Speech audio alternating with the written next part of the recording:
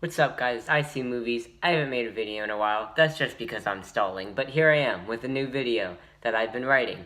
Anyway, we're gonna jump into it. Musicals are almost always great, with the exception of The Greatest Showman, but there are some great ones like La La Land and Mamma Mia. And the songs are great, the characters are enjoyable to watch on screen, you know all that. And today I'm going to be talking about my favorite musical and one of my favorite movies ever, Chicago.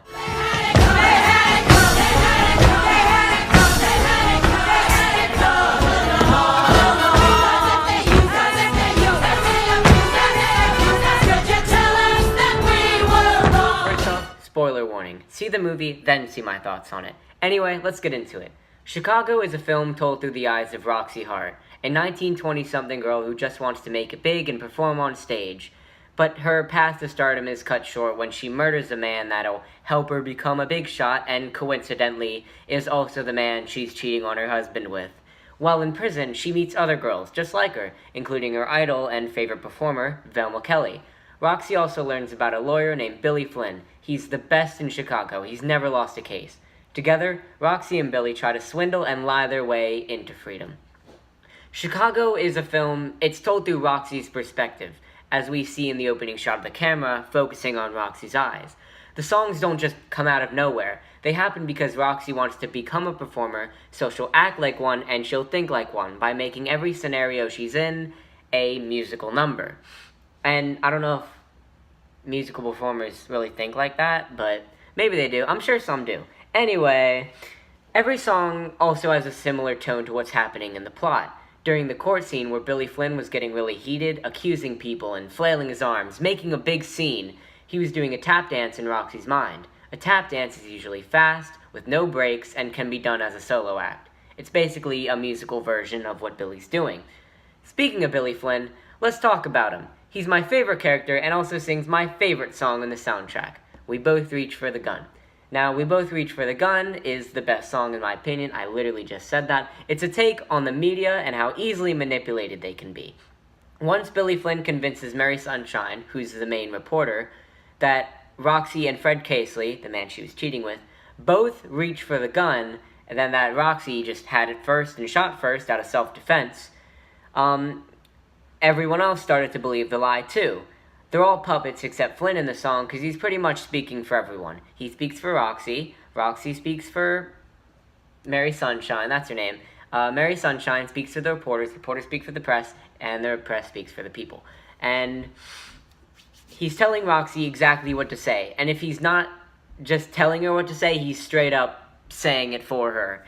And the last verse of the song is probably my favorite verse of the song. It's just We Both Reach for the Gun, but it's a long note, and it's where Billy Flynn is drinking a glass of milk while he's still saying gun, and everyone else, he's holding the gun verse, and then everyone else saying the gun, and it symbolizes how he doesn't need to have any more public speakings about the case.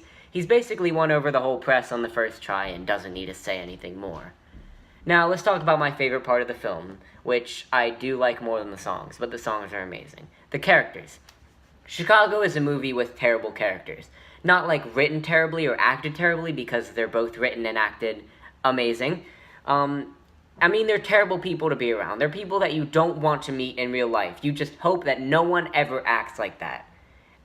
Roxy Hart, who is the main character, we're supposed to root for her. She cheated on her husband, killed the man she was cheating with, went to jail and lied about her murder, then lied about having a baby just as a publicity stunt, then got away scot-free.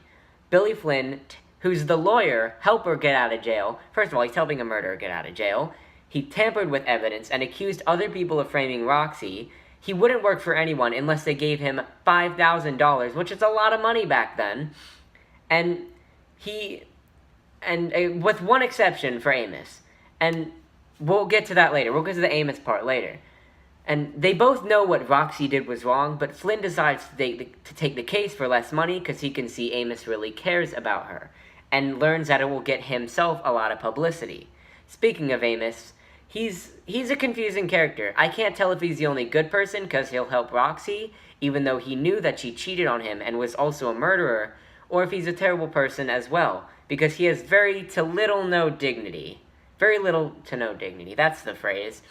He's helping someone and loves someone who doesn't even love him back. That's either a lot of dedication or no dignity at all. And I'm leaning towards the no dignity side. But I still love Amos. He's a sweetheart. And now here's the question I'm going to ask you guys. If they're such bad people, why do we still root for them? Like, we know they're terrible people, and we watch them lie, cheat, and kill. Well, first off, they're also charming with their music and cool quotes. But I think the main reason is they resemble our abrasive side. The side we want to reveal but never do. You know how when you get really angry, you're just like, I want to kill that person, or like you have your phone, and you're like, I'm going to throw this, but you don't. You actually don't. Because you know the consequences are huge in killing someone or breaking something very valuable. Well, the characters in Chicago don't really think about stuff like that. They just kind of do their own thing and without thinking of anyone but themselves. And think about this. You're in jail for doing something you regret. Would you do whatever it takes to get out or just accept your fate? I know a lot of people would want to get out. I think everyone would want to get out, no matter what. But a lot of us are too afraid to try and break out of jail because it's wrong. They know what they did was wrong, and they know that breaking out of jail is even more wrong. They need to pay their time. Again, these characters either don't realize it's wrong, or they do realize it's wrong and just don't care enough. The characters are a reflection of us, in a way. It's stuff we would never do, but it's stuff we think about doing. Now, about the ending. This is kind of a controversial topic for the fans. Some people may not like the ending because Roxy, the terrible person, comes out on top, even though she doesn't even deserve it. I personally love the ending. It's a tragic ending in disguise.